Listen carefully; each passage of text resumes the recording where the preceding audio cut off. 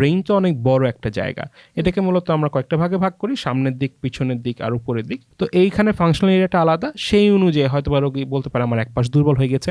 এবং বিশেষ করে যেটা হয়, আমাদের ব্রেনের একটা জায়গা আছে যেখান থেকে আমাদের ব্রেইন থেকে আমরা বলি কর্টিকো স্পাইনাল ট্র্যাক্টস, সেই ট্র্যাক্টগুলো যদি আমার যদি ক্ষতিগ্রস্ত হয় তাহলে আমার এই ফাংশনাল যে ইম্পেয়ারমেন্ট সেটা কিন্তু হচ্ছে। তাহলে এই ব্যাপারটা বিশেষ করে সবগুলা ট্র্যাক যায়, ইন্টারনাল ক্যাপসুল নামে একটা এরিয়া আছে ব্রেনের একদম মাঝামাঝি অংশে, এবং সেটা সাপ্লাই দেয় একটা নির্দিষ্ট একটা আর্টারি বা হচ্ছে ধমনী যেটা বলছে। হ্যাঁ, তো সেখানে যদি কোনো সমস্যা হয়, সেই রক্তনালীতে যদি কমে গিয়ে আসলে খুব কমনলি স্ট্রোকটা হয়। এই জন্য যদি এক পাশে দুর্বলতা থাকে হাতে পায়ে, সাথে সাথে দেখা যায় মাথা মুখের এক পাশটা বেঁকে যায়, মানে যেই পাশে দুর্বলতা তার অপোজিট সাইডে সাধারণত বেঁকে যাচ্ছে। তার মানে স্ট্রোকের উপসর্গগুলো দেখা দিলে আসলে সচেতন হতে হবে এবং অ্যাকচুয়ালি সাথে সাথে একজন চিকিৎসকের শরণাপন্ন হতে হবে, যেটা আমরা বুঝলাম।